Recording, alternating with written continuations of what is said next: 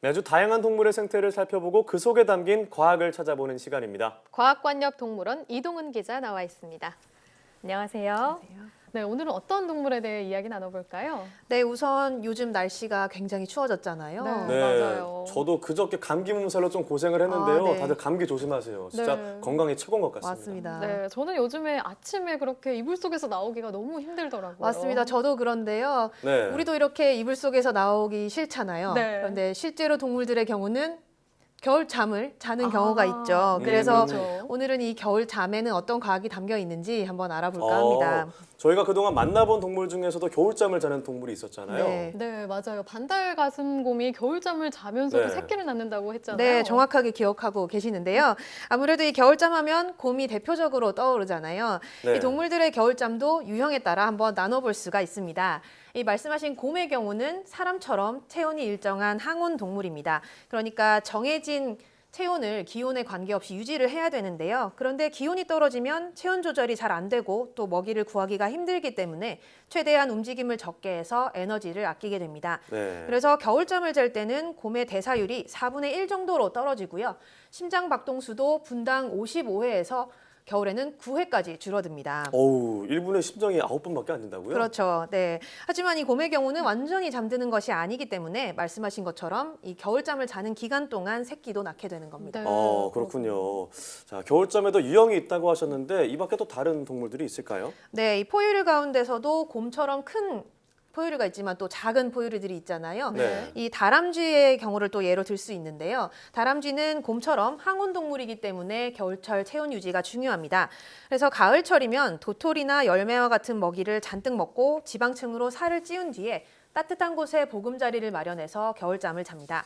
다람쥐의 경우도 보통 심장 박동수가 1분에 150에서 200번 정도인데요. 네. 겨울잠을 잘 때는 1분에 5번 정도로 곰보다 훨씬 더 크게 줄어든다고 더 합니다. 신기하네요. 네, 네, 평소에는 맞습니다. 사람보다 더 많은 심장 박동수를 띄지만 그렇죠, 네. 실제로 겨울잠을 잘 때 와. 5번밖에 안 네, 뛰는 맞습니다. 거네요. 네, 이렇게 다람쥐도 곰처럼 호흡을 느리게 해서 에너지를 보충하는 거군요. 네, 그렇죠. 이 다람쥐와 같은 유형으로 분류되지만 좀 특이하게 겨울잠을 자는 경우가 있습니다. 네. 바로 박쥐인데요. 박쥐는 포유류지만 기온에 맞춰서 체온을 조절할 수 있는 변온 동물입니다. 그래서 이 기온이 떨어지게 되면 스스로 체온을 내리다가 어느 순간 기온이 체온보다 더 떨어지게 되면 반대로 일어나서 활동을 하게 됩니다.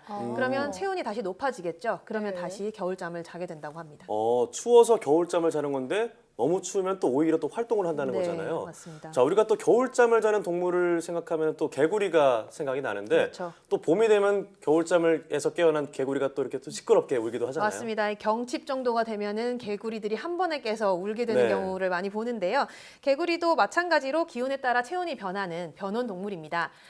체온이 0도 이하로 내려가면 박쥐처럼 얼어 죽을 수가 있기 때문에 겨울잠이 필요한데요. 이 개구리의 경우는 잠을 잘 때 심장 박동과 호흡이 거의 없는 이른바 가사 상태가 됩니다.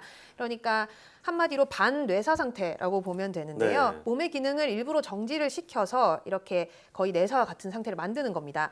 그런데 이 몸속에 부동액과 같은 물질이 있기 때문에 오랫동안 영하의 날씨에서 움직이지 않고 있어도 몸속의 세포를 보호할 수가 있게 되는 겁니다. 네, 어떻게 그게 가능한지 참 신기한데요. 개구리 몸속에서 그런 부동액과 같은 성분이 스스로 만들어지는 건가요? 그렇죠. 이 겨울잠을 자기 전에 섭취한 녹말 성분을 이 간에 저장해 있다가 네. 이 성분이 포도당으로 분해되면서 체액이 얼지 않도록 보호해주게 되는데요. 네. 그래서 실제로 개구리가 겨울잠을 잘 때는 혈당이 평소보다 100배 이상 높아진다고 합니다. 100배나요. 네. 좀 개구리가 겨울잠을 자는 대표적인 동물인 건 알았는데 이런 식으로 자는 건 또 처음 알았네요. 네, 또 이 전략이 밖에도 또 남다르죠. 다른 동물이 있을까요?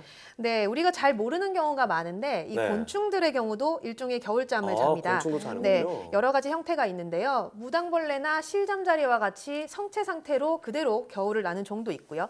또 모기나 잠자리처럼 애벌레 상태로 겨울을 나거나 호랑나비처럼 번데기 상태로 봄이 될 때까지 기다리는 종도 있습니다. 네, 생각보다 많은 동물들이 이 추운 겨울을 나려고 여러 가지 노력을 하고 있었네요. 네, 맞습니다. 그런데 혹시 우리가 겨울잠 얘기를 하고 있지만 겨울잠 말고 여름잠을 자는 동물도 있다는 사실 혹시 아시나요? 여름잠은 처음 들어보는데 네, 저도요. 여름에 이렇게 활동을 줄여야 되는 좀 이유가 있을까요? 이 겨울잠이 추운 날씨를 견디기 위해서 자는 거잖아요. 거잖아요. 네. 반대로 생각하시면 될 것 같습니다. 우리와 이 환경이 정반대인 뭐 열대지방이나 아열대지방에 사는 동물들이 여름잠을 자게 되는 건데요.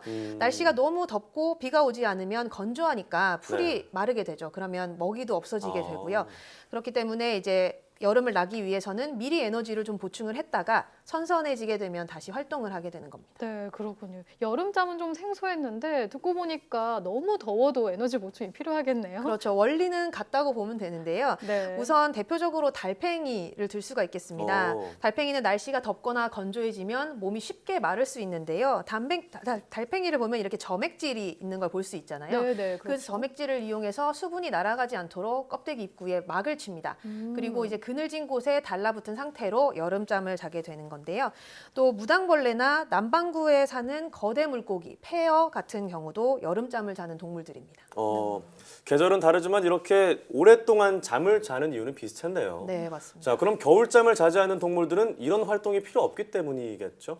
실제로 이 포유류의 경우는 모두 겨울잠을 잘 수 있는 능력이 있다 이렇게 알려져 있습니다. 그래요? 네, 10년 전에 이미 유럽 우주기구가 발표한 바로는 사람 몸 안에도 이런 겨울잠 회로가 있다 이렇게 발표를 했었는데요.